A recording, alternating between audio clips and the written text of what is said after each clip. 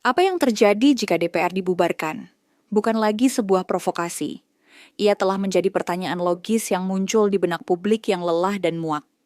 Sebuah gejala penolakan dari tubuh bangsa terhadap organ yang telah gagal berfungsi. Mari kita bedah organ yang bernama DPR ini. Secara teori di buku teks, ia adalah jantung demokrasi, pemompa aspirasi rakyat. Kenyataannya, ia telah menjadi tumor ganas.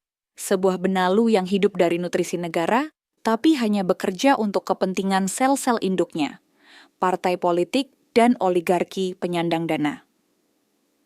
Lihat arsitektur kerusakannya. 1. Mesin stempel kepentingan, bukan legislasi. Fungsi check and balance telah mati suri.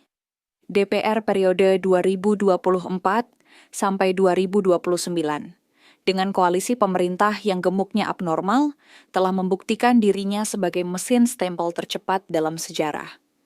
Revisi UU penyiaran yang dirancang untuk membungkam kritik, revisi UU MK untuk melemahkan penjaga konstitusi, semua disahkan dalam senyap dengan kecepatan kilat.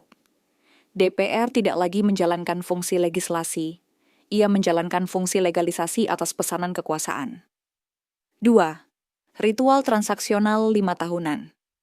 Mekanisme pemilu telah terbukti bukan lagi jembatan aspirasi, melainkan transaksi ritual. Rakyat menyerahkan kedaulatan suaranya dalam sebuah bilik selama 5 menit. Sebagai gantinya, para wakil mengambil alih kedaulatan itu selama 5 tahun penuh untuk diperdagangkan di ruang-ruang rapat tertutup. Konsultasi publik hanyalah teater. Rapat dengar pendapat hanyalah formalitas untuk mengisi notulensi. Ketiga, beban finansial tanpa kinerja. Gedung ini bukan sekadar gagal fungsi, ia adalah beban.